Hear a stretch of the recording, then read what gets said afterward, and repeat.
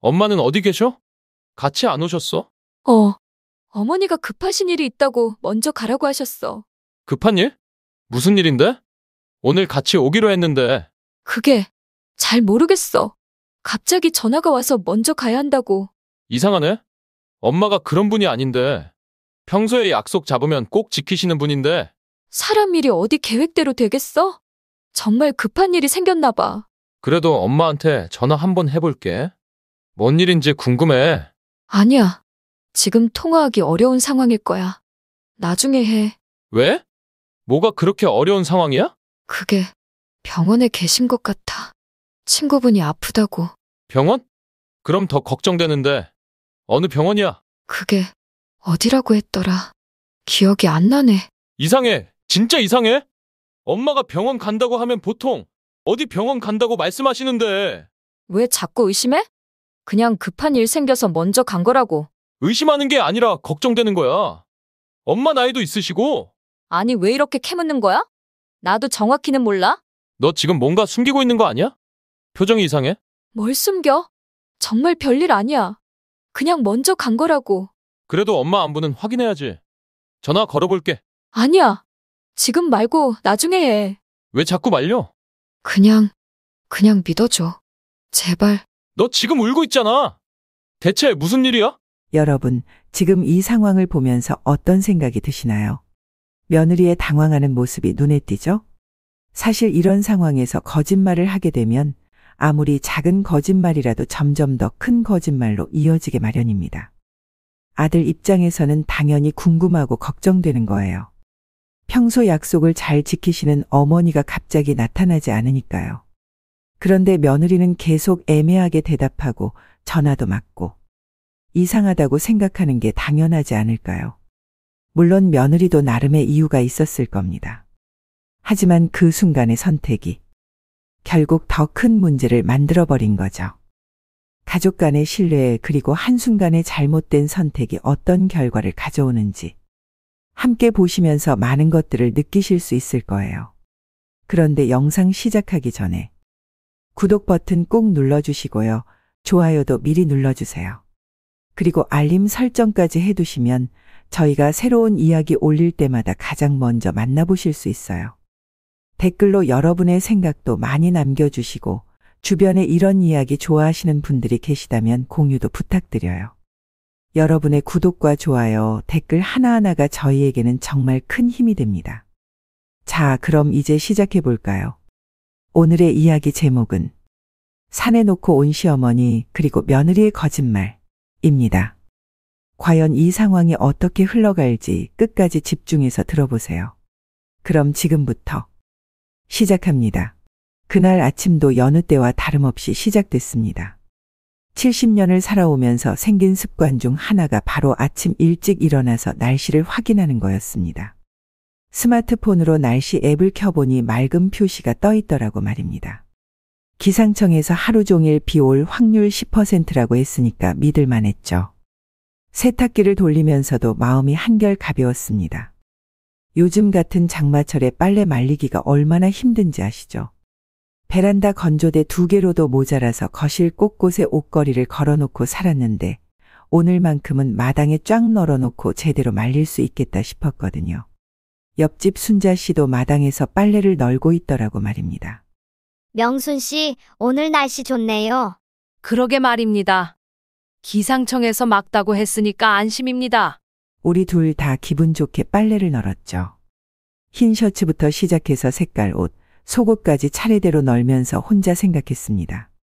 이렇게 햇볕에 바짝 말린 옷들이 얼마나 좋은 냄새가 날까. 특히 손주들 옷은 더 신경 써서 널었습니다. 애들 피부가 워낙 민감해서 잘 말려줘야 하거든요. 점심 먹고 나서 잠깐 낮잠을 자다가 빗소리에 깼습니다. 처음엔 꿈인 줄 알았는데 점점 소리가 커지더라고 말입니다. 급하게 일어나서 창문을 열어보니 하늘이 먹구름으로 가득하고 빗방울이 굵직굵직하게 떨어지고 있었습니다. 아이고, 큰일 났다. 마당으로 뛰어나갔는데 이미 늦었습니다. 아침에 그렇게 깔끔하게 널어놨던 빨래들이 비에 흠뻑 젖어서 축 늘어져 있더라고 말입니다. 하얀 셔츠는 흙탕물이 튀어서 얼룩이 생겼고 애들 옷들도 다시 빨아야 할 상태가 됐습니다. 비를 맞으면서 빨래를 걷어들이는데 마음이 참 복잡했습니다. 하루 종일 정성스럽게 빨고 널었던 게 순식간에 물거품이 되니까요.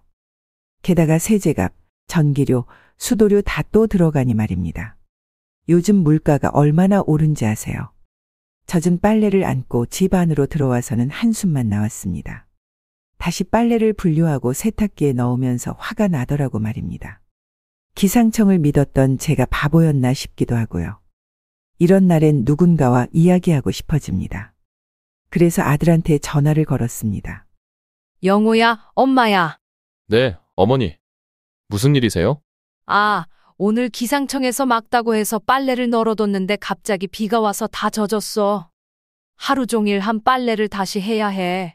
그런데 아들의 대답이 저를 더 속상하게 만들었습니다. 어머니, 요즘 어르신들이 왜 그런 걸로 전화해요? 빨래 젖은 건 어쩔 수 없는 거잖아요. 다시 하시면 되죠. 그래도 속상해서. 어머니, 바쁘니까 나중에 통화해요. 또 전화가 끊어졌습니다. 손에 든 핸드폰을 바라보면서 가슴이 답답해졌습니다. 언제부터 제가 이런 대접을 받게 됐을까요? 예전에는 아들이 제 말에 귀 기울여주고 같이 속상해해 줬던 것 같은데요. 혼자서 젖은 빨래를 다시 정리하면서 문득 깨달았습니다. 아들에게는 제가 그저 하찮은 일로 투정하는 늙은 사람으로 보이는구나. 빨래가 젖어서 속상한 마음, 하루 종일 들인 정성이 헛되었다는 기분, 그런 건 이해하려고 하지도 않는구나. 그날 밤 잠자리에 들면서도 계속 생각났습니다. 언제부터 아들이 저를 이렇게 대하기 시작했을까? 그리고 이건 시작에 불과할지도 모른다는 불안한 마음이 들었습니다. 그날도 비가 내렸습니다. 어제 빨래 젖은 일이 있었던 터라 비만 보면 기분이 좋지 않았는데 집에 반찬거리가 떨어져서 어쩔 수 없이 마트에 가야 했습니다. 우산을 챙기고 장바구니를 들고 나섰죠. 마트에서 장을 보는 동안에도 비는 계속 내렸습니다. 창문으로 보니 사람들이 우산을 쓰고 급하게 뛰어다니더라고 말입니다. 저도 빨리 집에 가야겠다 싶어서 필요한 것들만 대충 사고 계산을 마쳤습니다. 문제는 마트에서 나올 때였습니다. 입구 앞에 고인 빗물을 피하려고 옆으로 돌아서 나오는데 바닥이 생각보다 미끄러웠습니다. 한 발짝 내딛는 순간 발이 미끄러지면서 몸의 균형을 잃었습니다. 어머, 소리를 지르면서 넘어졌는데 본능적으로 손을 바닥에 짚으면서 핸드폰을 놓치고 말았습니다. 핸드폰이 바닥에 떨어지면서 화면이 산산조각 나는 소리가 들렸습니다. 그 순간 마음도 같이 깨지는 것 같았습니다. 다행히 주변에 있던 젊은 분이 저를 일으켜 세워줬습니다. 할머니, 괜찮으세요? 다친 데는 없어요? 고맙습니다. 괜찮아요. 무릎이 좀 아팠지만 크게 다친 건 아니었습니다. 하지만 바닥에 떨어진 핸드폰을 보니 정말 심각했습니다. 화면이 거미줄처럼 갈라져 있고 터치도 제대로 안 되더라고 말입니다. 집에 와서 핸드폰을 자세히 살펴봤는데 정말 쓸 수가 없었습니다. 전화는 받을 수 있었지만 문자 보내기도 어렵고 인터넷도 안 되고 뭘 눌러도 반응이 이상했습니다. 이런 상태로는 일상생활이 불가능했습니다. 요즘 세상에 핸드폰 없이 어떻게 살겠습니까? 병원 예약도 인터넷으로 하고 아들과 연락도 핸드폰으로 하고 날씨 확인부터 시작해서 모든 게 핸드폰으로 하는데 말입니다. 고민하다가 수정이에게 전화를 걸었습니다. 아들보다는 며느리가 이런 일에 더 잘 알 것 같았거든요. 수정아, 엄마야. 미안한데 핸드폰 화면이 깨져서. 어머니, 무슨 일이세요? 오늘 마트에서 나오다가 넘어지면서 핸드폰을 떨어뜨렸어. 화면이 완전히 깨져서 쓸 수가 없어. 어떻게 해야 할까? 그런데 수정이의 대답은 예상과 달랐습니다. 어머니, 요즘 핸드폰이 얼마나 비싼지 아세요? 새로 사면 몇십만 원은 들어가는데. 이런 일로 매번 돈 드는 것도 아니고요. 제가 돈 달라고 한 것도 아닌데 왜 이런 식으로 말하는지 이해가 안 됐습니다. 수정아, 나도 그냥 물어본 거야. 어떻게 하면 좋을지 몰라서. 어머니가 조심하셔야죠. 나이 드신 분들이 왜 그렇게 급하게 다니세요? 천천히 다니시면 안 넘어지잖아요. 전화를 끊고 나서 한참을 멍하니 앉아 있었습니다. 제가 일부러 넘어진 것도 아니고 도움을 청한 것도 아닌데 왜 이런 식으로 말하는 걸까요?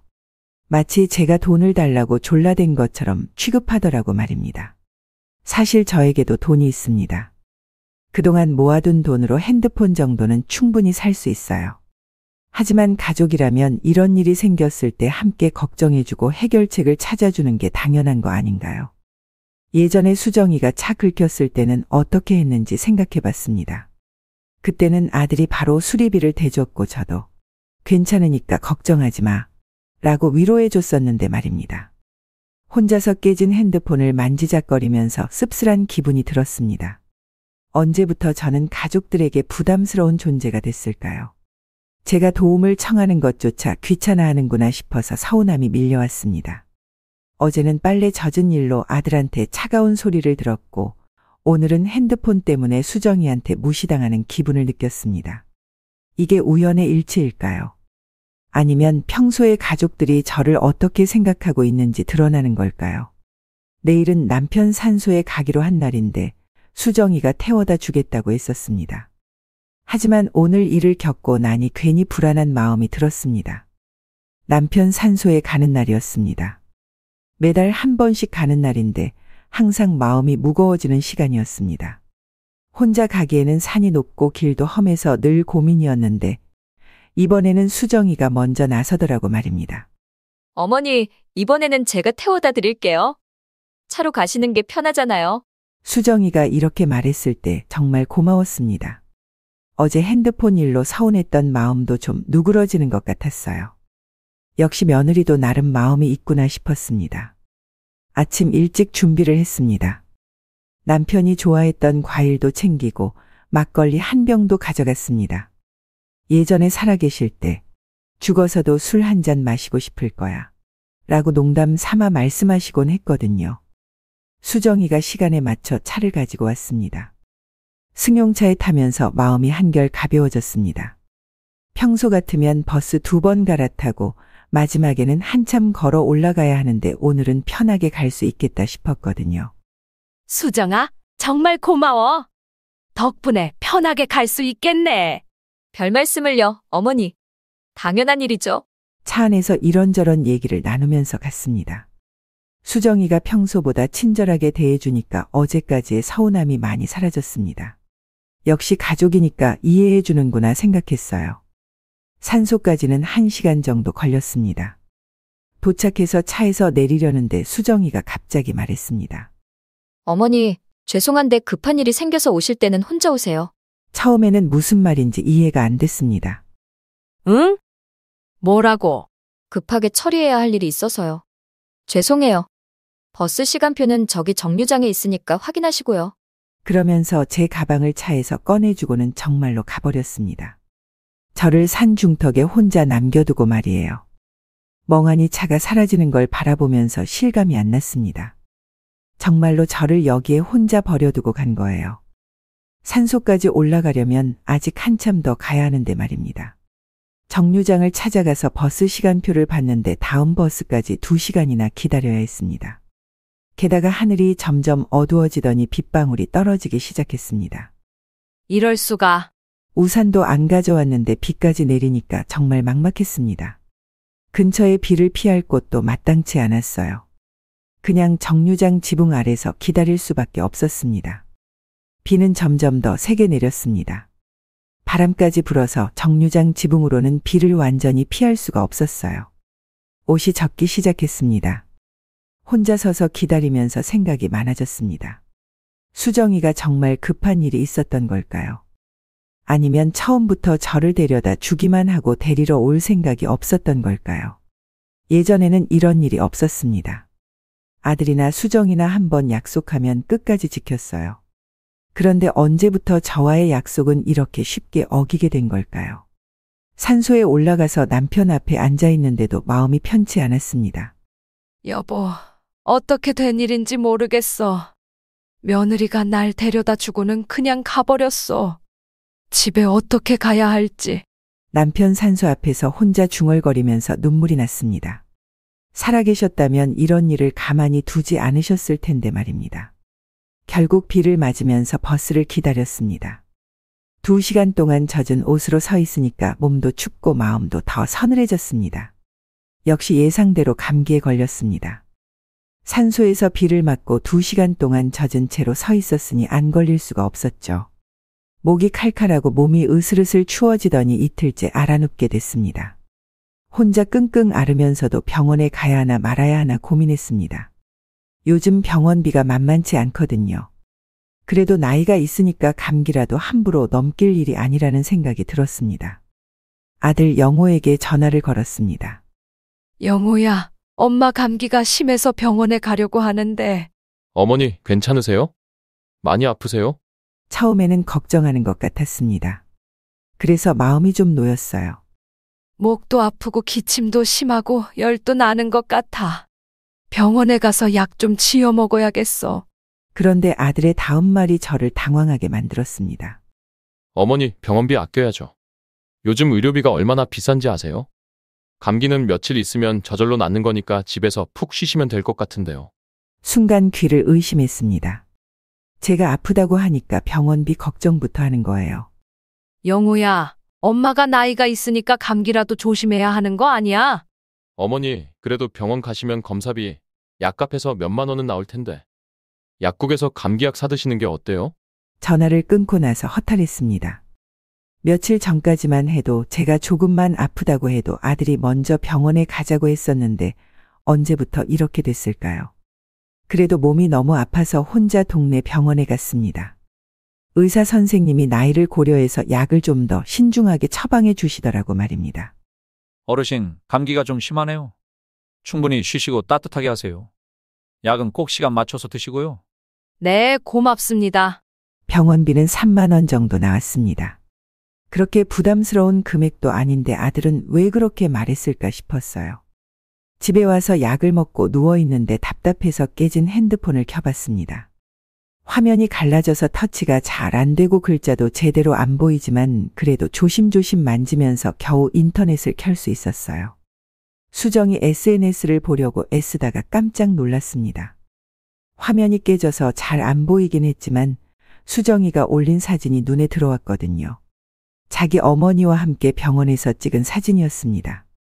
엄마 건강검진 선물로 드렸어요. 100만 원짜리 종합검진인데 꼼꼼하게 다 봐주시네요. 우리 엄마 건강이 최고예요. 이런 글과 함께 사진이 여러 장 올라와 있었습니다. 수정이 어머니가 환하게 웃으면서 포즈를 취하고 있고 수정이도 자랑스러워하는 표정이었어요. 가슴이 철렁했습니다. 수정이가 자기 어머니에게는 100만 원짜리 건강검진을 선물하면서 정작 시어머니인 저에게는 3만 원짜리 병원비도 아끼라고 하는 거예요. 댓글들을 보니 더 화가 났습니다. 수정이 효년에 부모님 건강 챙기는 게 최고야. 100만 원이면 정말 좋은 검진이겠다. 어머니가 좋아하시겠어. 역시 수정이는 마음씨가 고와. 우리도 본받아야겠다. 이런 칭찬 댓글들이 주르륵 달려있더라고 말입니다. 그 순간 모든 게 확실해졌습니다. 아들이 저에게 병원비 아끼라고 한 것도 수정이가 평소에 저를 대하는 태도도 다 연결되어 있었던 거예요. 저는 수정이에게 그저 부담스러운 존재일 뿐이었습니다. 아들도 아내 편에 서서 저를 바라보고 있었던 거예요. 자기 친정어머니에게는 100만 원도 아끼지 않으면서 시어머니에게는 3만 원도 아까워하는구나. 핸드폰을 내려놓고 천장을 바라봤습니다. 이제 확실히 알겠어요. 나만 무시하는 거구나. 혼자 중얼거리면서 눈물이 났습니다. 그동안 제가 착각하고 있었던 거예요. 가족이니까 서로 아끼고 보살피는 줄 알았는데 사실은 혈연 관계에 따라 차별하고 있었던 거죠. 감기약을 먹으면서 생각했습니다. 앞으로 이런 일들이 더 많이 생길 거라는 걸, 그리고 저는 그걸 어떻게 받아들여야 할지 말입니다. 감기가 나은 후 일상으로 돌아가면서 한 가지씩 눈에 띄기 시작했습니다. 평소에는 당연하게 여겼던 일들이 사실은 당연한 게 아니었다는 걸 말입니다. 첫 번째로 깨달은 건 추석 계획을 짤 때였습니다. 예전에는 명절 준비를 어떻게 할지, 어디서 모일지 가족 모두가 함께 상의했었는데 이번에는 달랐습니다. 아들이 전화를 걸어와서 추석 계획을 알려줬습니다. 올 추석에는 집에서 하지 말고 외식하자는 얘기였는데 수정이 어머니가 추천해준 한정식 집에서 하자더라고 말입니다.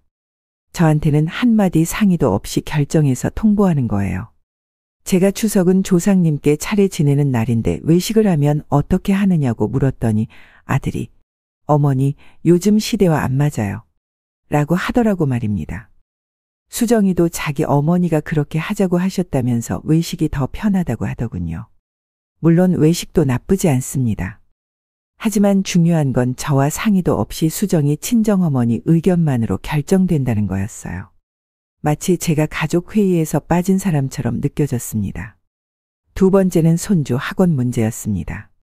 초등학교에 들어가는 손주를 어떤 학원에 보낼지 결정하는 자리였는데 역시 저는 처음부터 배제돼 있었습니다. 수정이가 아들에게 자기 어머니가 알아봐 주신 영어 전문 학원 얘기를 하더라고 말입니다. 원어민 선생님도 계시고 커리큘럼도 체계적이라면서 비용은 좀 있지만 투자할 만하다고 하셨다더군요. 제가 끼어들어서 아이가 너무 어린데 영어학원부터 보내는 게 좋을지 한글부터 제대로 배우게 하는 게 어떨지 물었더니 또 똑같은 대답이 돌아왔습니다. 어머니 생각은 너무 옛날 방식이에요. 요즘 교육 트렌드를 모르시니까. 결국 손주는 수정이 친정어머니가 추천한 영어학원에 다니게 됐습니다. 제가 기르고 돌봤던 손주인데도 교육 방침을 정할 때는 완전히 투명인간 취급이었습니다. 세 번째는 집 인테리어 문제였습니다. 거실 소파를 바꾼다고 하면서 수정이가 여러 가지 옵션을 보여줬는데 역시 수정이 어머니 의견이 우선이었습니다. 아들이 어떤 색깔로 할지 물어보자 수정이가 자기 어머니가 회색이 좋다고 하셨다더라고 말입니다. 어머니 센스가 워낙 좋으시니까 믿고 가도 될 것 같다면서요. 저도 의견을 물어보길래 회색보다는 베이지 색깔이 더 따뜻하고 좋을 것 같다고 했더니 수정이가 바로 반박했습니다.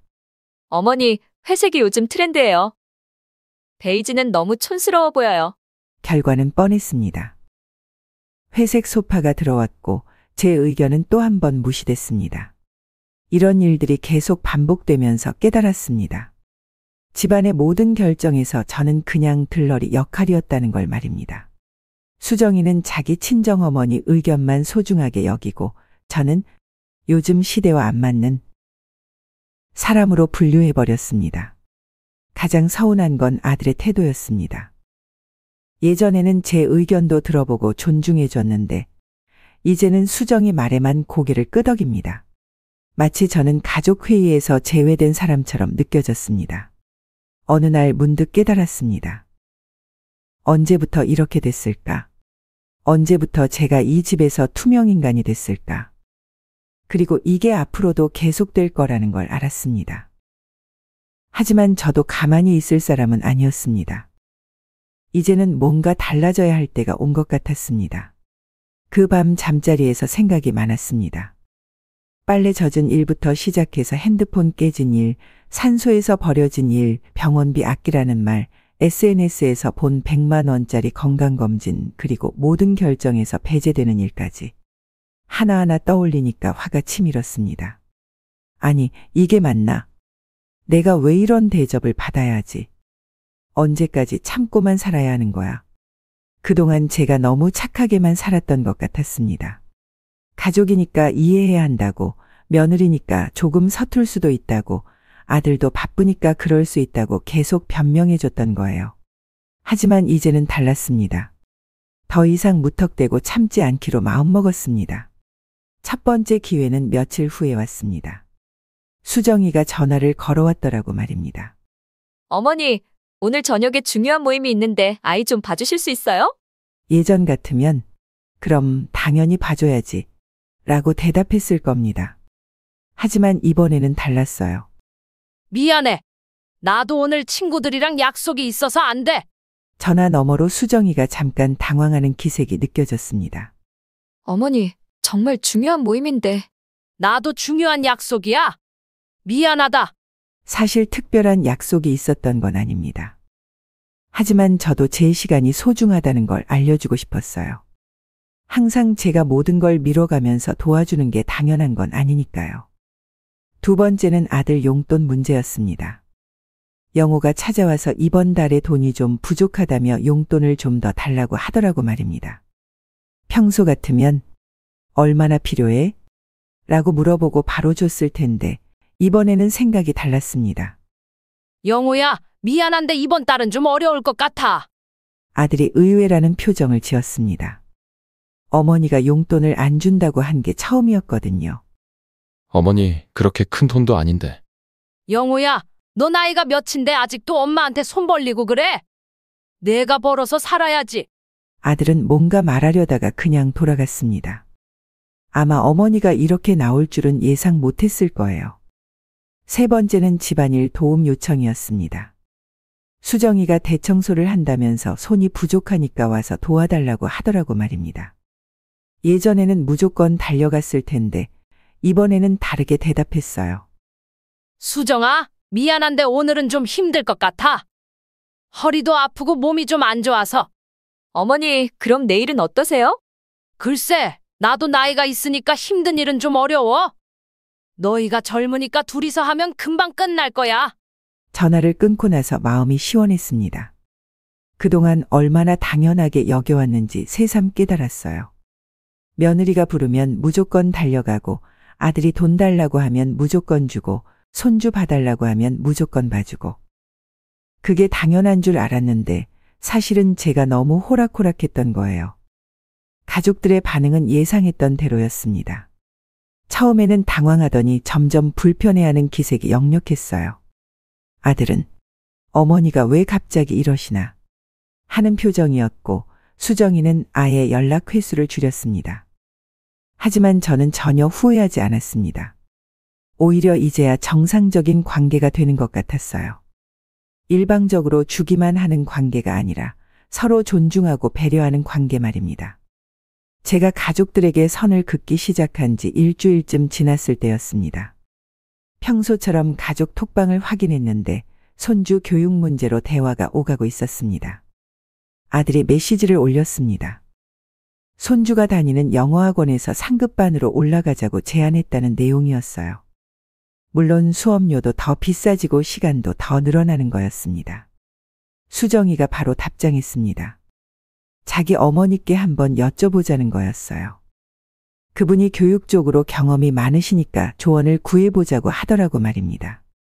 저도 의견을 보냈습니다. 아이가 아직 어린데 너무 빡빡하게 스케줄을 짜는 게 좋을지 충분히 놀 시간도 있어야 하는 거 아닌지 물어봤어요. 그동안 손주를 봐오면서 느낀 걸 토대로 한 말이었습니다. 그런데 수정이가 보낸 다음 메시지를 보고 눈이 휘둥그레졌습니다. 가족 톡방에 이런 글이 올라와 있었거든요. 어머님 의견도 좋긴 한데 요즘 트렌드랑은 좀 다르니까 전문가 의견 위주로 가는 게 어떨까요? 순간 뭔가 이상하다 싶어서 다시 읽어봤는데 결국 저를 빼고 결정하겠다는 뜻이더군요. 듣기 좋게 포장했지만 말입니다. 그놈의 트렌드. 혈압이 확 올라가는 게 느껴졌습니다. 그동안 은근히 무시하는 것도 모자라서 이제는 대놓고 모욕하는 거예요. 그것도 다른 가족들이 다 보는 앞에서 말입니다. 더 어이없었던 건 아들 반응이었어요. 아무 말이 없더라고 말입니다. 자기 아내가 어머니를 이렇게 깎아내리는데도 한마디 말이 없었어요. 저도 바로 답장을 쳤습니다. 누가 전문가래? 수정이 엄마가 전문가야? 그랬더니 수정이가 또 답장을 보내더군요. 요즘 교육은 전문적으로 해야 하니까 경험 있는 분 의견을 따르는 게 낫다는 식으로요. 자기 어머니가 이런 쪽에 해박하시니까 그분 말씀대로 하자고 하는 거예요. 그때 확실히 알았습니다. 수정이한테 저는 그냥 귀찮은 존재였던 거죠. 자기 마음대로 하는데 방해되는 사람이었던 겁니다. 그래서 아예 공개적으로 배제하겠다고 나선 거고요. 제일 속상한 건 아들이었습니다. 나중에 개별적으로 어머니, 수정이 말도 맞는 것 같아요. 라고 메시지를 보내더라고 말입니다. 자기 어머니보다 아내 편을 드는 거였어요. 그날 저녁 친구들 만나서 이 얘기를 했더니 다들 경악하더라고 말입니다. 명순아, 그게 사람이 할 짓이야. 아무리 며느리라도 선을 넘었지. 옥분이가 제일 화를 내면서 너 너무 당하고만 살았어. 이제는 똑똑히 해야 해. 라고 하더군요. 가족 톡방에서 벌어진 일 이후로 며칠 동안 잠이 잘 안 왔습니다. 계속 생각이 나더라고요. 그동안 제가 아들 가족을 위해 얼마나 많은 걸 해줬는데 지금은 이런 취급을 받고 있나 싶어서요. 어느 날 문득 궁금해졌습니다. 내가 지금까지 아들네 가족을 위해 얼마나 많은 돈을 썼을까? 그래서 차근차근 계산해보기 시작했어요. 먼저 떠오른 게 아들이 결혼할 때였습니다. 전세금이 부족하다고 해서 제가 3천만 원을 보탰어요. 그때 어머니 나중에 꼭 갚을게요. 라고 했는데 벌써 10년이 넘었는데도 갚을 기미는 보이지 않더라고요. 손주가 태어났을 때도 마찬가지였습니다. 산후조리원비, 유모차, 아기 침대, 각종 육아용품까지 거의 다 제가 샀어요. 수정이가 어머니 감사해요. 라고는 했지만 지금 생각해보니 당연하다는 시기였던 것 같습니다. 매달 주던 용돈도 있었죠. 아들이 회사 다니기 시작한 초반에 월급이 적다고 해서 매달 50만 원씩 지원했어요. 몇 년 동안 계속했으니까 그것만 해도 몇백만 원이 되더라고요. 경조사비도 만만치 않았습니다. 수정이 친구 결혼식, 회사 동료들 경조사, 심지어 수정이 어머니 회가변까지 제가 다 냈어요. 한 번에 10만 원, 20만 원씩 나가니까 1년에 몇백만 원이 들어갔습니다. 손주 교육비도 있었어요. 유치원비, 각종 학원비, 교재비까지 거의 다 제가 부담했죠. 할머니가 해주시는 거니까. 라며 수정이가 아무렇지도 않게 말하더라고요. 명절 때마다 드리는 세뱃돈, 생일 선물, 여행비 지원까지 다 합치니까 정말 어마어마한 금액이었습니다. 대충 계산해봐도 7천만 원은 좋게 넘더라고요. 그런데 정작 제가 도움이 필요할 때는 어땠나요? 핸드폰이 깨졌을 때 수정이가 뭐라고 했죠? 요즘 핸드폰이 얼마나 비싼지 아세요? 감기에 걸려서 병원에 가겠다고 했을 때 아들은 뭐라고 했나요? 병원비 아끼라고 했잖아요. 3만 원도 아깝다고 한 거죠. 제일 기가 막혔던 건 며칠 전 일이었습니다. 냉장고가 고장나서 수리비가 필요하다고 했더니 아들이 이렇게 말하더라고요. 어머니, 돈이 어디 있어요? 요즘 경기가 어려워서. 돈이 어디 있냐고요? 제가 그동안 얼마나 많은 돈을 썼는데 말입니다. 자기들이 필요할 때는 당연하다는 듯이 받아가더니 제가 필요할 때는 돈이 없다고 하는 거예요. 계산을 다 해놓고 보니까 기가 막혔습니다. 7천만 원이 넘는 돈을 써줬는데 정작 저에게 돌아온 건 무시와 냉대뿐이었어요. 이게 정상적인 가족 관계인가 싶었습니다. 그때 깨달았어요. 제가 너무 일방적으로 퍼주기만 했구나. 받는 쪽에서는 그게 당연한 줄 알게 된 거죠. 심지어 고마워하지도 않고 오히려 더 달라고 하고 안 주면 서운해하고. 친구 은숙이가 했던 말이 생각났습니다. 명순아, 사람은 공짜로 받으면 소중함을 모르는 법이야. 내가 너무 쉽게 줘서 그런 거야. 정말 맞는 말이었어요. 제가 너무 쉽게 줘서 그들이 저를 우습게 보게 된 거였습니다. 다음 날 오랜만에 친구들과 만나기로 했습니다. 평소에 자주 만나던 은숙이, 옥분이, 정자 씨와 함께 동네 찻집에서 모였습니다. 마음이 답답해서 누군가와 이야기하고 싶었거든요. 차를 마시면서 이런저런 안부를 물어보다가 결국 제가 먼저 털어놓기 시작했습니다. 그동안 아들과 수정이한테 어떤 일들을 당했는지, 며칠 전에 가족 톡방에서 벌어진 일까지 다 얘기했습니다. 친구들 반응이 예상과 달랐습니다. 놀라기보다는 고개를 끄덕이면서 그러게 하더군요. 은숙이가 먼저 입을 열었습니다. 명순아, 너만 그런 게 아니야. 요즘 며느리들은 다 그래. 우리 며느리도 똑같더라. 그러면서 자기 얘기를 시작했습니다. 은숙이도 저랑 비슷한 일을 많이 겪었다고 하더군요. 며느리가 친정어머니 말만 듣고 시어머니는 무시하고 돈은 당연하다는 듯이 받아가면서도 고마워할 줄 모른다는 거였습니다. 옥분이도 한마디 거들었습니다. 내 며느리는 아예 대놓고 말해. 어머님은 구식이에요라고. 그럼 내가 뭐라고 하겠어? 정자 씨는 더 심했습니다. 아들이 아예 며느리 편만 들어서 어머니와 연락도 뜸해졌다고 하더군요. 명절에도 친정 위주로만 돌고 시댁은 형식적으로만 들른다고 했습니다. 친구들 얘기를 들으니까 제가 겪은 일이 특별한 게 아니구나 싶었습니다. 요즘 시대에는 흔한 일이었던 거였습니다. 그런데 동시에 더 화가 나기도 했습니다. 이런 일이 당연한 게 되어버린 현실이 말입니다. 그럼 다들 어떻게 해? 제가 물어보니까 친구들이 각자 경험담을 들려줬습니다. 정자 씨는 그냥 체념했다고 했습니다. 나이 들어서 힘들게 싸우기 싫다면서 그냥 적당히 거리 두고 산다고 하더군요. 옥분이는 아예 아들 가족과 연락을 끊었다고 했습니다. 서로 스트레스 받지 말고 각자 살자는 식으로 정리했다더군요. 그런데 은숙이 얘기가 달랐습니다. 나는 이제 내 돈 내가 쓴다고 선언했어. 은숙이가 웃으면서 말했습니다. 처음에는 며느리가 발끈했지. 그동안 어머님이 다 해주셨는데 갑자기 왜 그러냐고. 그래서 내가 딱 잘라 말했어. 지금까지는 내가 베푼 거고 앞으로는 서로 독립적으로 살자고. 은숙이 말에 따르면 처음에는 아들도 며느리도 당황했지만 시간이 지나니까 오히려 관계가 나아졌다고 했습니다. 서로 눈치 보지 않고 필요할 때만 연락하고 부담 없이 지낸다는 거였습니다. 그랬더니 오히려 며느리가 더 예의 바르게 대해. 예전에는 당연하다고 생각했는데 이제는 고마워할 줄도 알더라고. 은숙이 말을 듣고 있으니까 뭔가 답이 보이는 것 같았습니다. 제가 지금까지 너무 일방적으로 퍼주기만 했으니까 받는 쪽에서는 그게 당연한 줄 알게 된 거였습니다. 그럼 구체적으로 어떻게 했어? 제가 궁금해서 물어보니까 은숙이가 자세히 설명해 줬습니다. 용돈 주는 걸 중단하고 부탁받은 일들을 거절하기 시작했다는 거였습니다. 처음에는 섭섭해했지만 시간이 지나니까 서로 적당한 거리를 유지하게 됐다고 했습니다.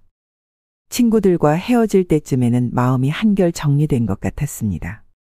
제가 겪고 있는 일이 저만의 문제가 아니라는 걸 알게 됐고 해결 방법도 있다는 걸 깨달았습니다. 친구들과의 만남 이후 며칠이 지났습니다. 은숙이가 해준 말들이 계속 머릿속에 맴돌았습니다. 이제 저도 변해야 할 때가 왔다는 생각이 확고해졌습니다.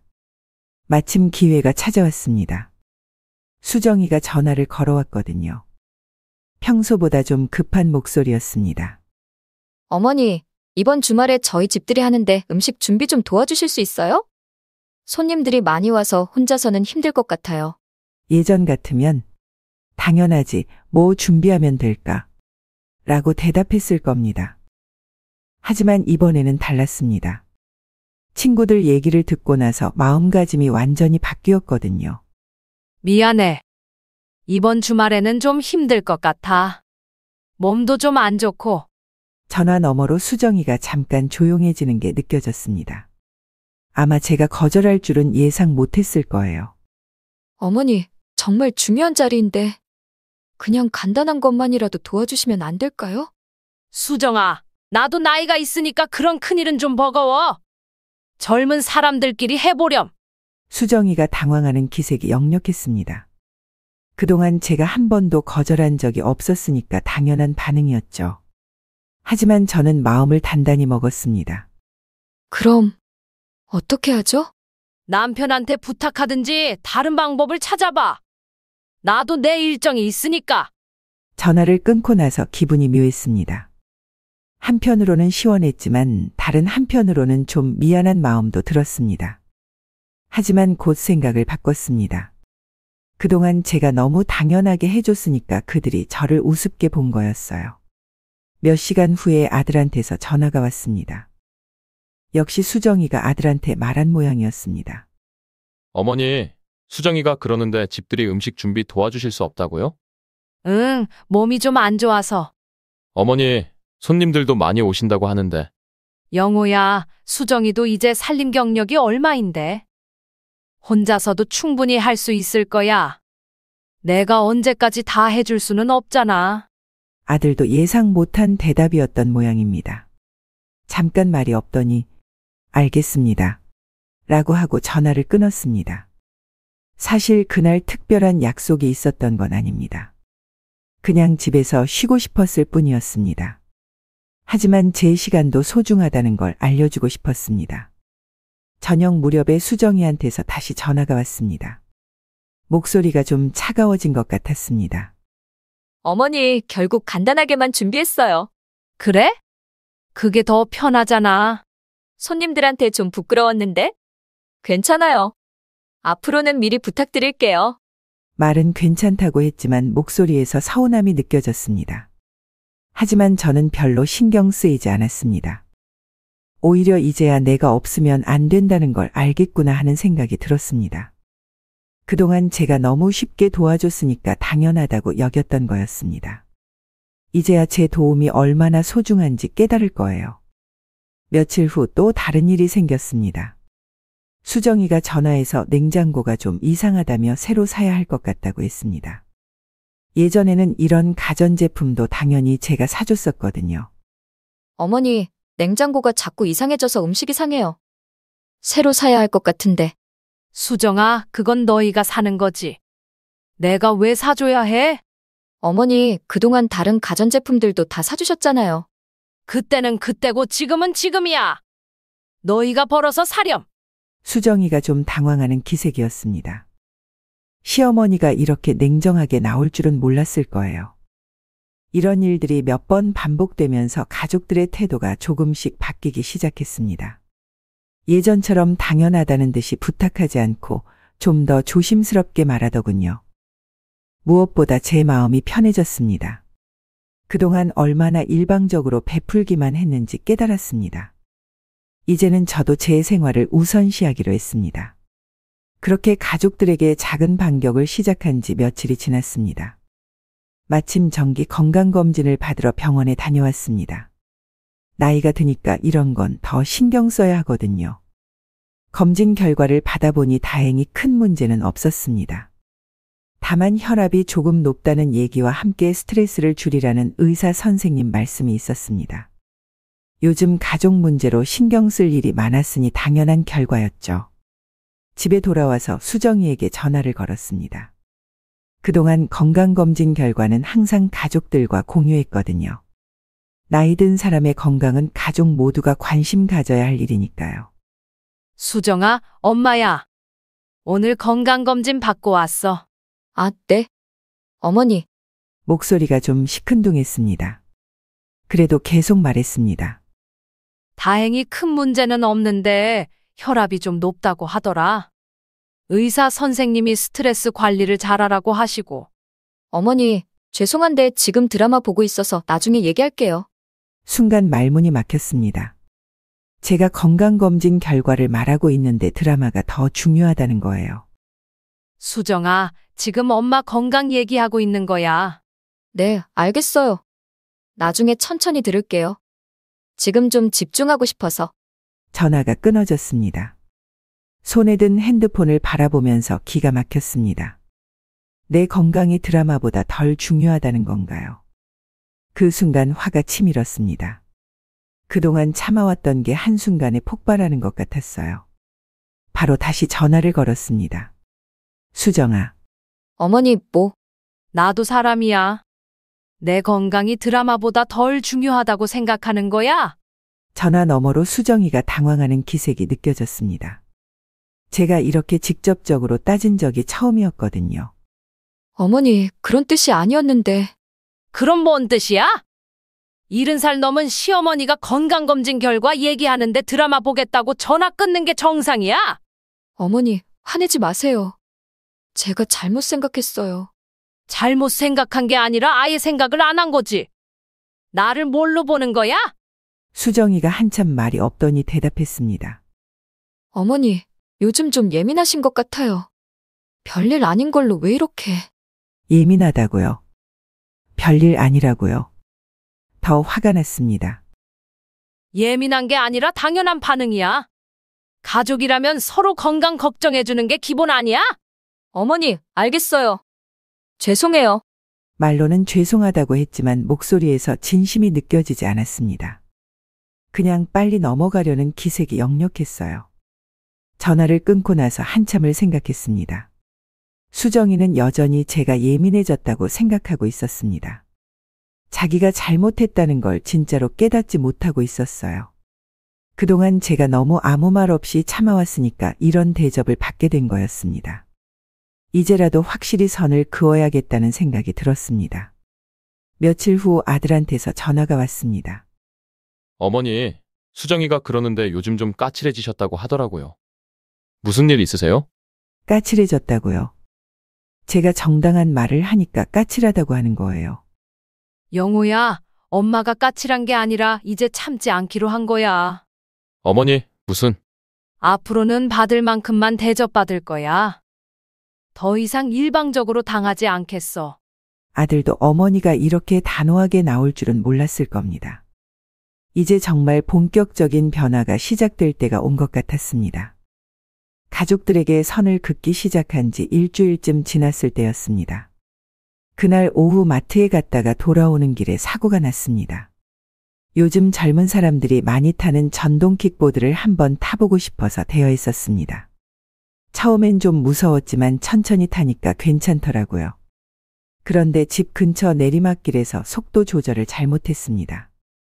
갑자기 속도가 빨라지면서 균형을 잃었습니다.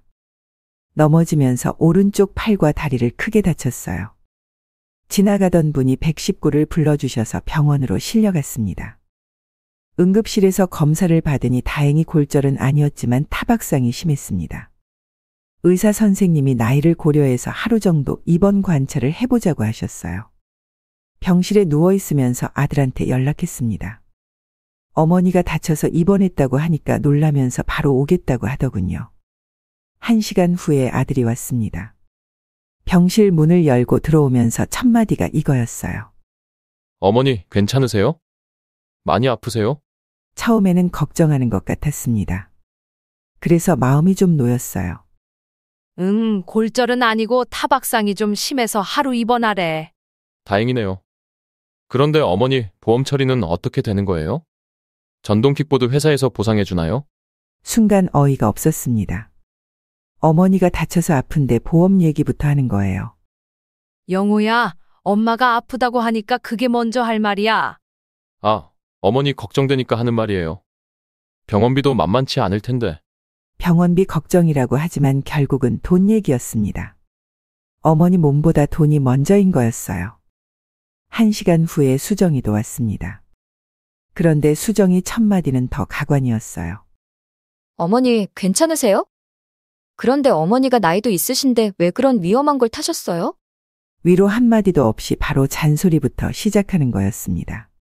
전동 킥보드는 젊은 사람들이 타는 건데 어머니 나이에 타시면 당연히 위험하죠. 수정아, 엄마가 지금 다쳐서 아픈데 그게 할 말이야. 어머니를 걱정해서 하는 말이에요. 앞으로는 그런 거 타지 마세요. 걱정해서 하는 말이라고 하지만 전혀 걱정스러운 목소리가 아니었습니다. 오히려 왜 그런 바보 같은 짓을 해서 우리를 귀찮게 하느냐는 투였어요. 나이 든 사람이 괜한 욕심 부리다가 이런 일 당하는 거예요. 이 말을 듣는 순간 정말 화가 났습니다. 내가 다쳐서 병원에 누워있는데 욕심 부렸다고 탓하는 거예요. 수정아, 내가 뭔 욕심을 부렸다고 그래? 어머니, 전동 킥보드 같은 건 젊은 사람들이나 타는 거잖아요. 어머니 나이에 무리하신 거죠. 아들도 거기에 맞장구를 쳤습니다. 어머니, 수정이 말이 맞아요. 위험한 거는 안 타시는 게 좋겠어요. 그 순간 확실히 깨달았습니다. 이들에게 저는 그냥 골칫거리였던 거예요. 다쳐서 병원에 누워있는 어머니, 시어머니를 위로하기는커녕 오히려 탓하고 있었습니다. 너희들 나가! 혼자 있고 싶어! 어머니, 왜 그러세요? 나가라고! 면회 시간도 끝났잖아! 억지로 내보내고 나서 혼자 생각했습니다. 내가 다쳤을 때 가족들의 첫 반응이 이런 거구나. 걱정은커녕 돈 계산하고 잔소리부터 하는구나. 그날 밤 병실에서 혼자 울었습니다. 아플 때 가족의 따뜻한 위로를 받고 싶었는데 돌아온 건 차가운 현실뿐이었어요. 퇴원하고 나서 며칠 후 더 충격적인 일을 알게 됐습니다. 전동 킥보드 사고로 입원했던 일에서 회복된 지 일주일 정도 지났을 때였습니다. 수정이가 갑자기 찾아와서 봉투 하나를 건네더라고요. 아들이 이번에 보너스를 받아서 용돈을 드리라고 했다면서 봉투를 줬습니다. 받아보니 20만 원이 들어있었어요. 평소보다 좀 적은 것 같긴 했지만 요즘 경기가 어려우니까 그럴 수도 있다고 생각했습니다. 며칠 후 아들한테 안부 전화를 걸면서 보너스 받은 것에 대해 고맙다고 했습니다. 그런데 아들이 이상한 반응을 보이더라고요. 금액이 적었냐고 묻는 거였어요. 제가 20만 원 받았다고 하니까 아들이 깜짝 놀라더군요. 자기는 수정이한테 100만 원을 맡겼다는 거였습니다. 그 순간 머리가 하얘졌습니다. 100만 원을 줬는데 저는 20만 원만 받았다는 말이었거든요. 수정이가 80만 원을 가로챈 거였어요. 아들은 처음에 믿기지 않는다는 듯이 반응했지만 제가 확실하다고 하니까 수정이한테 확인해 보겠다고 했습니다. 1시간 후에 아들한테서 연락이 왔는데 수정이가 실수였다고 한다더군요. 봉투를 잘못 준 것 같다면서 지금 바로 가져다 준다고 하더라고요. 실수라고요. 80만 원을 실수로 빼돌린다고요. 말이 안 되는 소리였습니다. 하지만 아들은 수정이가 그럴 사람이 아니라면서 아내를 감쌌습니다. 1시간 후에 수정이가 와서 80만 원을 가져오면서 봉투를 잘못 가져다 줬다고 사과했습니다. 정말 실수였다고 뻔뻔하게 우기더라고요. 수정아, 이게 실수야? 네, 정말 실수였어요. 죄송해요. 하지만 저는 확신했습니다. 이건 분명히 고의였어요. 시어머니 용돈을 훔친 거였습니다.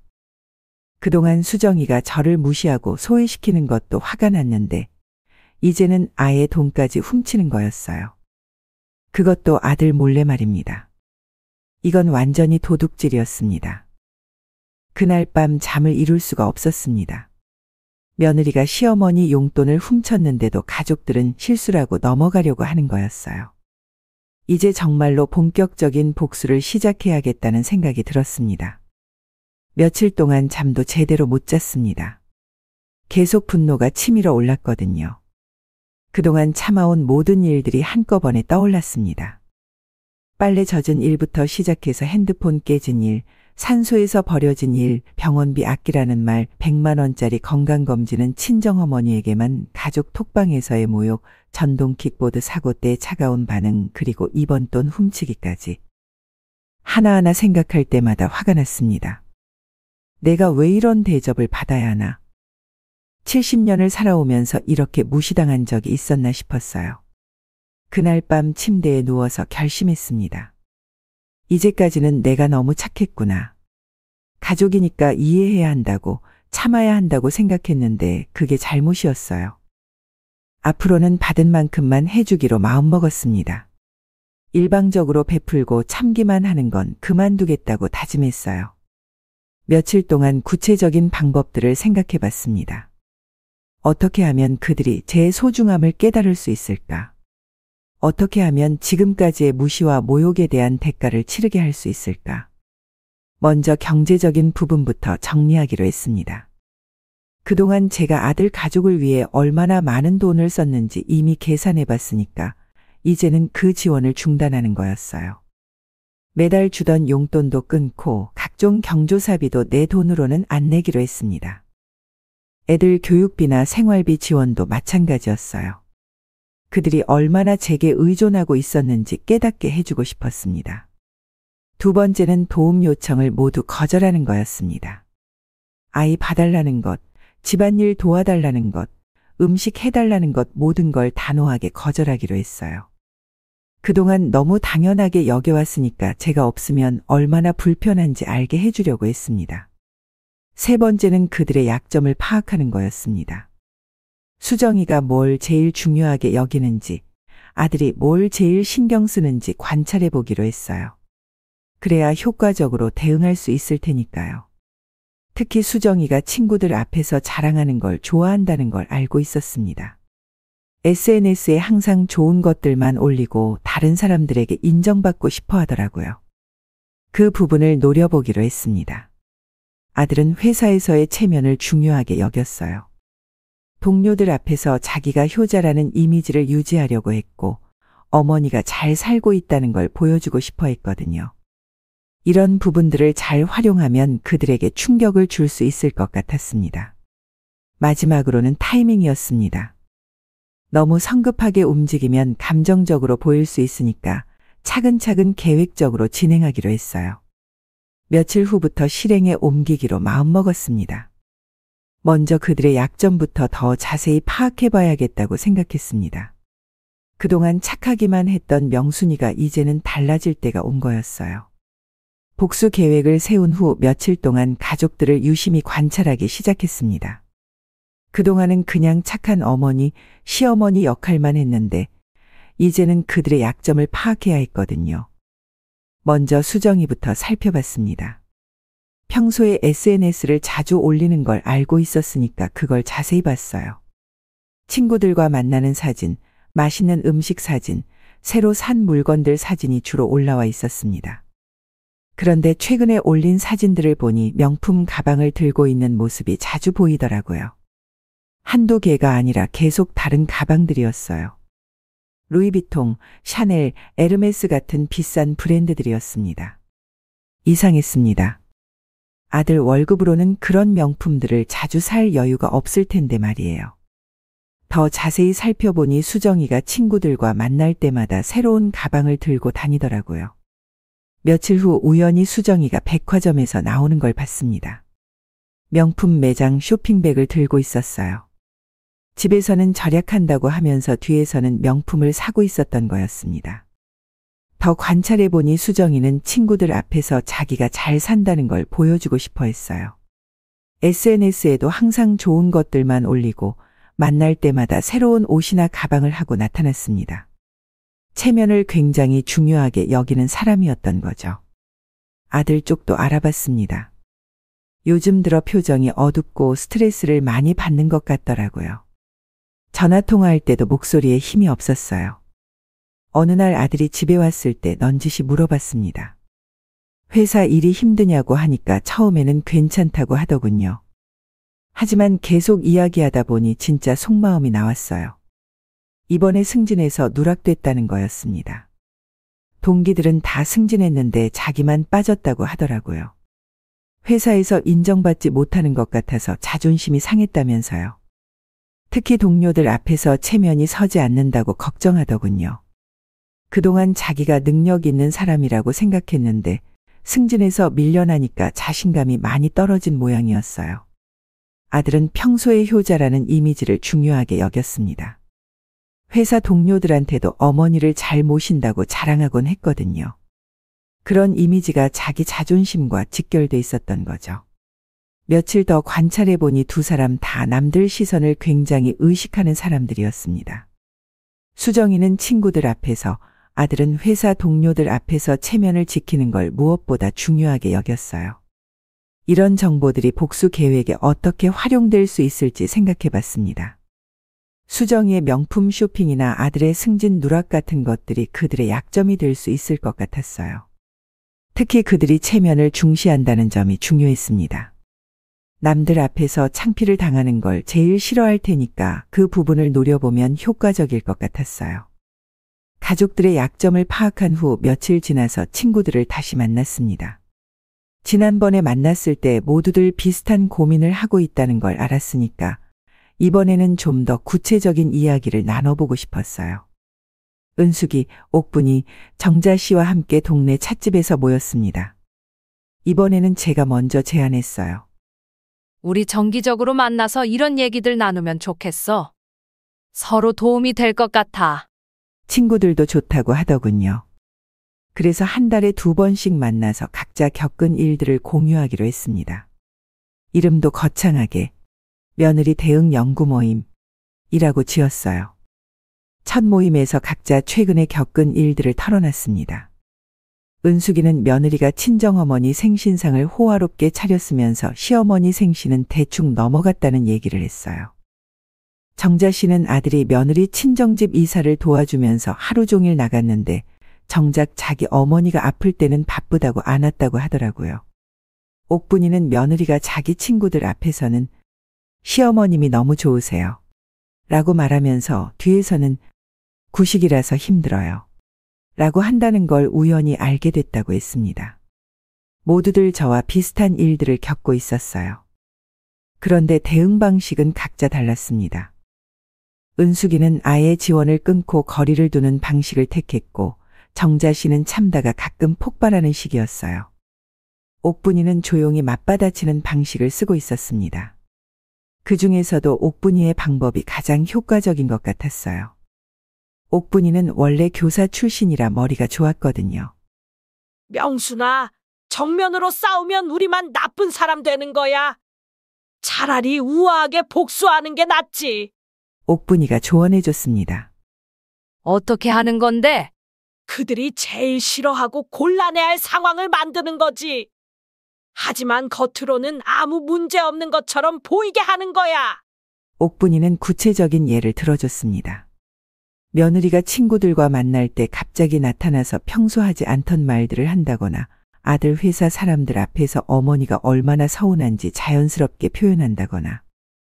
핵심은 그들이 가장 중요하게 여기는 체면을 건드리는 거야. 하지만 직접적으로 공격하면 안 되고 돌려서 해야 해. 은숙이도 거기에 동의했어요. 맞아. 우리가 화내면 나이 드셔서 예민해지셨네. 이런 소리 듣기만 하거든. 정자 씨는 좀 더 강한 방법을 제안했습니다. 아예 그들의 비밀을 파헤쳐서 약점을 잡는 건 어때? 하지만 옥분이가 말렸어요. 그건 너무 과해. 우리가 품위를 잃으면 안 되지. 그들 수준까지 내려갈 필요는 없어. 친구들과 이야기하면서 많은 걸 배웠습니다. 특히 옥분이의 조언이 도움이 됐어요. 감정적으로 대응하지 말고 전략적으로 접근하라는 것, 그들의 약점을 정확히 파악해서 효과적으로 대응하라는 것들이요. 모임을 마치면서 다들 다음 모임까지 각자 실행해 볼 계획을 세우기로 했습니다. 그리고 결과를 공유하면서 더 나은 방법들을 찾아보자고 했어요. 친구들과의 모임에서 얻은 조언을 바탕으로 본격적인 심리전을 시작하기로 했습니다. 옥분이가 말한 대로 우아하면서도 효과적인 방법을 써보기로 했어요. 며칠 후 수정이가 집에 왔을 때 첫 번째 시도를 해봤습니다. 수정이는 평소처럼 자연스럽게 행동했지만 저는 달랐어요. 수정이가 거실에 앉아서 스마트폰을 보고 있을 때 차를 한 잔 가져다 주면서 말했습니다. 수정아, 내가 하는 행동들을 보니까 참 많이 배우고 있어. 수정이가 고개를 들면서 웃었습니다. 칭찬으로 받아들였나 봅니다. 어머니, 무슨 말씀이세요? 그때 저는 미소를 지으면서도 눈빛은 차갑게 유지했습니다. 말은 좋게 하지만 표정에서 다른 의미를 느낄 수 있도록 했어요. 어떻게 하면 자기 뜻대로 할 수 있는지, 어떻게 하면 불편한 일들을 피할 수 있는지. 정말 똑똑하더라. 수정이의 표정이 조금 변했습니다. 뭔가 이상하다는 걸 감지한 것 같았어요. 어머니, 아니야, 정말 대단해. 나도 내 나이 때는 그렇게 못했거든. 말은 칭찬 같았지만 어조가 묘했습니다. 수정이도 뭔가 불편한 기색을 보이기 시작했어요. 며칠 후에는 다른 방법을 써봤습니다. 수정이가 새로 산 명품 가방을 들고 왔을 때였어요. 수정아, 가방 예쁘네.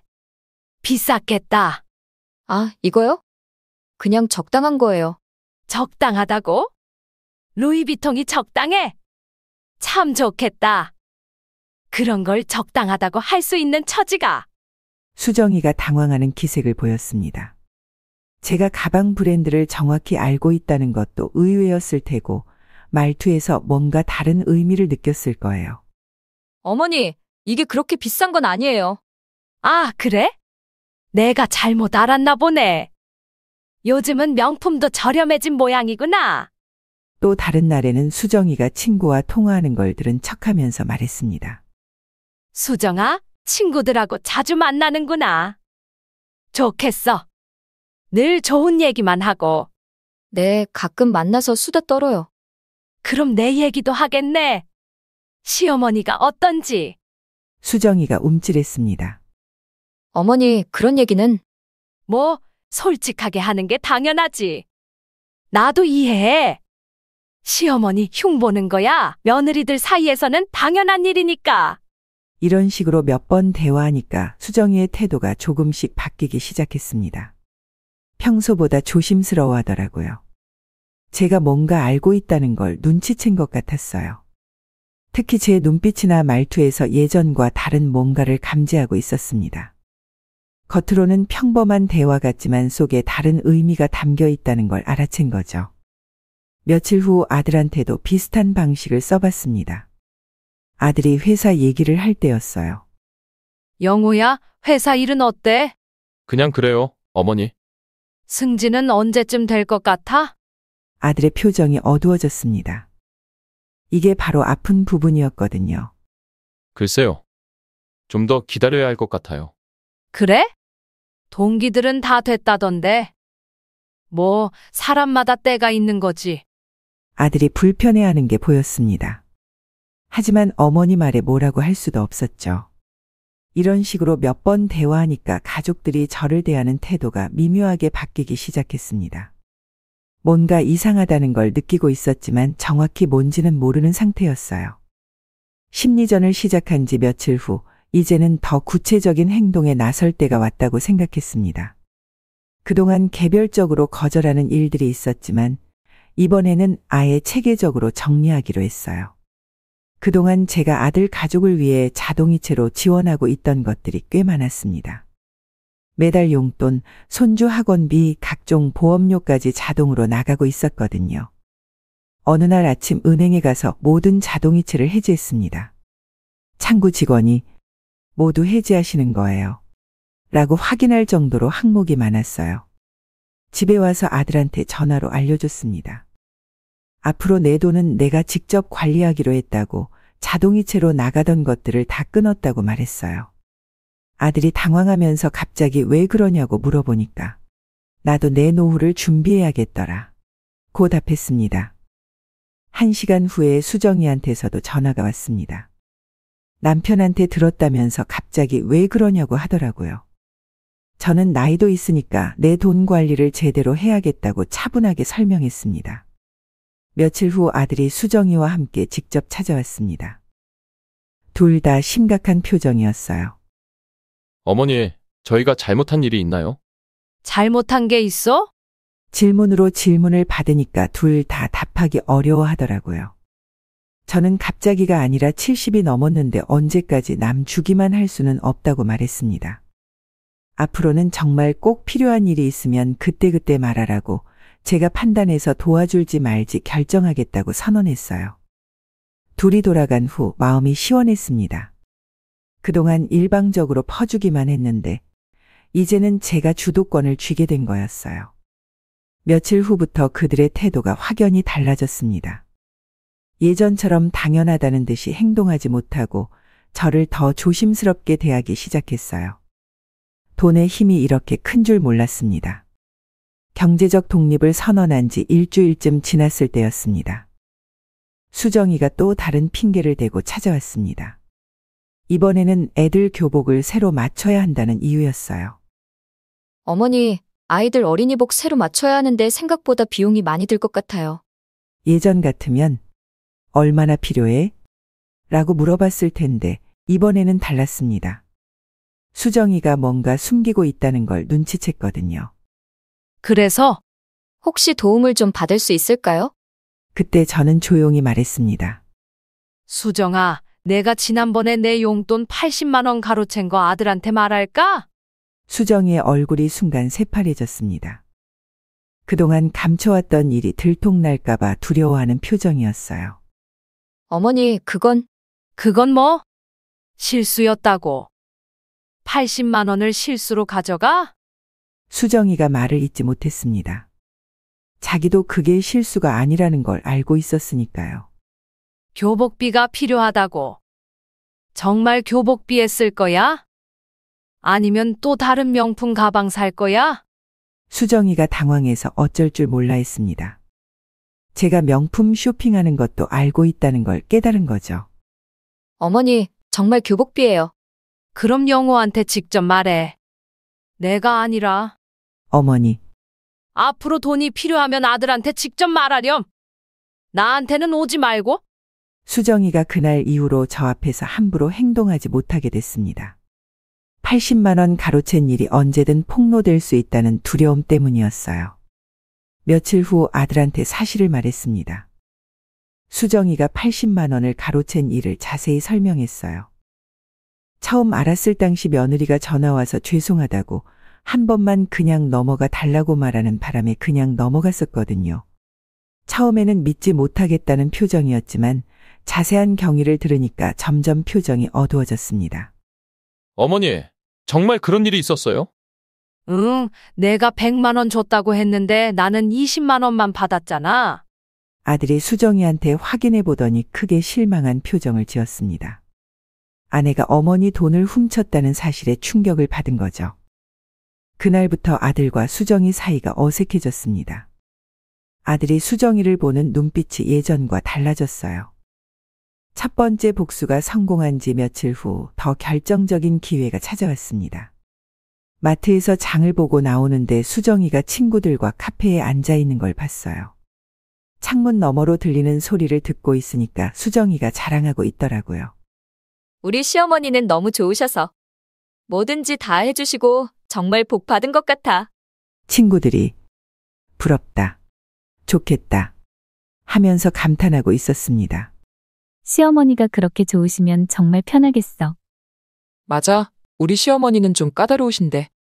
수정이가 더 신이 나서 말했습니다. 우리 어머니는 정말 마음이 넓으셔.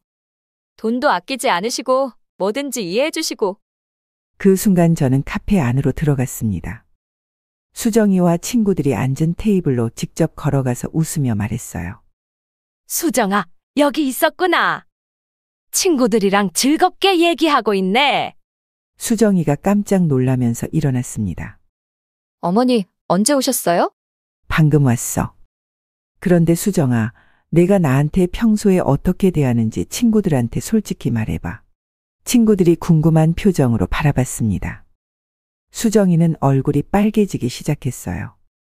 특히 내 용돈 가로챈 얘기도 해봐. 친구들이 관심 있어 할 것 같은데. 수정이의 얼굴이 더 빨개졌습니다. 친구들 앞에서 자기가 얼마나 좋은 며느리인지 자랑하던 참의 시어머니가 나타나서 이런 얘기를 하니까 창피해 죽을 지경이었을 거예요. 어머니, 아, 미안해. 내가 끼어들었나? 계속 얘기해. 나는 커피나 한 잔 마시고 있을게. 저는 옆 테이블에 앉아서 커피를 주문했습니다. 수정이와 친구들의 대화가 다 들리는 거리였어요. 친구들이 수정이한테 어머니가 뭔 얘기를 하시는 거야? 라고 물어봤지만 수정이는 대답을 못하고 있었습니다. 방금 전까지 시어머니 자랑을 하던 사람이 갑자기 말문이 막힌 거죠. 수정아, 왜 말이 없어? 방금까지 그렇게 재미있게 얘기하고 있었잖아. 제가 웃으면서 말하니까 수정이가 더 당황했습니다. 친구들한테 내가 얼마나 좋은 시어머니인지 말해줘. 돈도 아끼지 않고 뭐든지 이해해준다고 했잖아. 친구들이 뭔가 이상하다는 걸 눈치채기 시작했습니다. 시어머니와 며느리 사이에 뭔가 문제가 있다는 걸 알아챈 거죠. 우리는 먼저 가볼게. 수정아. 친구들이 일어나서 나가려고 했습니다. 분위기가 어색해진 걸 느낀 거예요. 아, 벌써 가세요? 수정이가 더 할 얘기가 많을 텐데. 친구들이 나간 후 수정이가 저한테 다가왔습니다. 어머니, 왜 그러세요? 왜 그러긴? 내가 친구들한테 거짓말하고 있길래 정정해준 거지. 어머니, 앞으로 친구들한테 나 얘기할 때 조심해. 거짓말은 언젠가 들통나는 법이야. 수정이가 그날 이후로 친구들 앞에서 시어머니 자랑을 못하게 됐습니다. 언제든 제가 나타날 수 있다는 두려움 때문이었어요. 이제 수정이는 저를 함부로 대할 수 없게 됐습니다. 경제적으로도 사회적으로도 제가 우위에 서게 된 거였어요. 수정이에게 2번의 강력한 복수를 가한 후 이제는 아들과 제대로 된 대화를 나눌 때가 왔다고 생각했습니다. 그동안 아들이 중간에서 애매한 입장을 취하고 있었는데 이제는 확실하게 제 편으로 만들어야 했어요.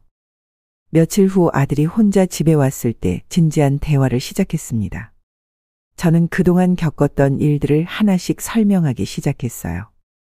빗속에서 산소에 혼자 버려진 일, 건강검진 결과보다 드라마가 더 중요하다고 한 일, 가족 톡방에서 공개적으로 무시당한 일들을 차근차근 말했습니다. 아들의 표정이 점점 어두워졌습니다. 그동안 어머니가 혼자 이런 일들을 겪고 있었다는 걸 제대로 몰랐던 거죠. 영호야, 그때 엄마가 얼마나 서운했는지 알아? 아들이 고개를 숙이면서 정말 몰랐다고, 자기가 너무 안일했다고 인정했습니다. 용돈 80만 원을 가로챈 일도 자세히 설명했습니다. 아들이 그때 수정이 편을 들면서 실수? 라고 넘어갔던 일도 다시 꺼냈어요. 그동안 제가 아들 가족을 위해 얼마나 많은 것들을 해줬는지도 상세히 설명했습니다. 7천만 원이 넘는 돈을 지원했고 육아부터 집안일까지 도와줬는데 돌아온 건 무시와 모욕뿐이었다고 말하니까 아들이 진심으로 미안해했습니다. 어머니, 앞으로는 제가 직접 챙기겠어요. 아들이 다짐하더군요. 드디어 제 편에 서겠다고 약속한 거였습니다. 그 이후로 아들의 태도가 확연히 달라졌습니다. 수정이를 대하는 방식도 예전보다 냉정해졌고 저를 대할 때는 훨씬 더 조심스럽고 정중해졌어요. 며칠 후 집에서 가족이 모였을 때 아들이 수정이한테 단호하게 말했습니다. 앞으로 어머니께 좀 더 잘하라고, 변명하지 말고 그냥 잘하라고 했어요. 수정이는 남편마저 자기를 의심하는 눈으로 보니까 완전히 고립된 상황이 됐습니다. 더 이상 아들을 자기 편으로 만들 수 없게 된 거죠. 아들과의 연대를 강화한 지 며칠 후 수정이가 혼자 찾아왔습니다. 평소와는 완전히 다른 모습이었어요. 고개를 숙이고 조심스럽게 말하더라고요. 처음으로 진심 어린 사과를 했습니다. 그동안 저를 무시했다고, 자기가 너무 철없었다고 인정하더군요. 어머니, 제가 잘못했어요. 정말 죄송해요. 저는 차분하게 답했습니다. 이제야 정신을 차렸구나. 나도 사람이야. 존중받고 싶구나. 그때부터 진짜 대화가 시작됐습니다. 수정이가 왜 그렇게 행동했는지, 저는 왜 그렇게 서운했는지 서로 솔직하게 얘기했어요. 수정이는 처음에는 시어머니가 자기를 좋아해 주실 거라고 생각했는데 시간이 지나면서 부담스러워졌다고 했습니다. 제가 너무 잘해 주시니까 오히려 부담스럽기도 했다더군요. 저도 제 마음을 털어놨습니다. 며느리를 친딸처럼 생각하고 잘해줬는데 점점 무시당하는 것 같아서 서운했다고, 특히 친정어머니와 차별 대우를 받는 게 제일 화났다고 말했어요. 2시간 넘게 이야기를 나누니까 서로를 좀 더 이해하게 됐습니다. 수정이도 자기가 얼마나 잘못했는지 깨달은 것 같았고, 저도 며느리 입장에서 생각해 볼 수 있게 됐어요. 앞으로는 서로 솔직하게 얘기하자고 약속했지만 저는 마지막에 분명히 말했습니다. 다시는 나를 우습게 보지 말라고, 한 번 실망시키면 2번은 없다고 경고했어요. 진솔한 대화를 나눈 후 몇 주가 지나자 가족 관계가 완전히 달라졌습니다. 수정이는 예전처럼 저를 무시하지 않았고 아들도 저를 훨씬 더 잘 챙겨줬어요. 무엇보다 저 자신이 달라졌습니다. 더 이상 일방적으로 희생하지 않았어요. 도움을 요청받으면 제가 판단해서 해줄지 말지 결정했고, 불합리한 대우를 받으면 바로 말했습니다. 수정이도 제게 훨씬 더 정중하게 대했습니다. 뭔가 부탁할 때도 조심스럽게 물어봤고, 가족 톡방에서도 중요한 결정을 할 때 제 의견을 먼저 물어보게 됐어요. 어느 날 온 가족이 모여서 식사를 하는데 수정이가 말했습니다. 어머니, 이제 진짜 가족 같아요. 예전에는 제가 어머니 눈치만 보고 살았는데 이제는 편하게 얘기할 수 있어서 좋다고 하더군요. 저도 웃으면서 답했어요. 처음부터 이렇게 지냈으면 좋았을 텐데. 하지만 저는 마음속으로 다짐했습니다. 이제 관계가 좋아졌다고 해서 예전처럼 호락호락하게 당하지는 않겠다고요. 제 눈빛에는 여전히 단호함이 남아 있었습니다. 앞으로도 우습게 보면 안 된다는 경고의 메시지였어요. 가족들도 그걸 알고 있었습니다. 명순 할머니는 이제 예전에 그 착하기만 한 사람이 아니라는 걸 말이에요. 이제 우리 가족은 진짜 평등한 관계가 됐습니다. 서로 존중하고 서로 배려하는 건강한 가족이 된 거였어요. 물론 가끔 옛날 습관이 나올 때가 있지만 그럴 때마다 저는 확실히 선을 그었습니다. 그러면 가족들도 바로 자세를 고쳤어요. 70살이 넘어서야 깨달았지만 때로는 싸워야 얻을 수 있는 평화가 있다는 걸 배웠습니다. 무조건 참는 게 가족을 위한 일이 아니라는 것도요. 이제 저는 당당한 가족의 일원이 됐습니다. 그리고 그 자리를 지켜나갈 준비가 되어 있었어요. 여러분, 저는 70살이 넘어서야 깨달았습니다. 가족이라고 해서 무조건 참는 게 사랑이 아니라는 걸요. 혹시 여러분도 저처럼 가족들에게 무시당하고 계신가요? 착하게만 살다가 호구 취급받고 계신가요? 그렇다면 이제 그만 참으세요. 여러분도 존중받을 권리가 있어요. 나이가 들어서도 부모라고 해서도 시어머니라고 해서도 함부로 대해지면 안 됩니다. 때로는 싸워야 얻을 수 있는 평화가 있어요. 때로는 강해져야 사랑받을 수 있습니다. 여러분의 소중함을 지키세요. 당당하게 사세요. 저처럼 늦게 깨닫지 마시고 지금부터라도 자신을 위해 당당하게 목소리를 내세요. 여러분이 행복해야 가족도 행복합니다. 이 이야기가 도움이 되셨다면 좋아요와 구독 부탁드려요. 여러분의 응원이 제게 큰 힘이 됩니다. 그리고 댓글로 여러분의 이야기도 들려주세요. 함께 응원하며 살아가요.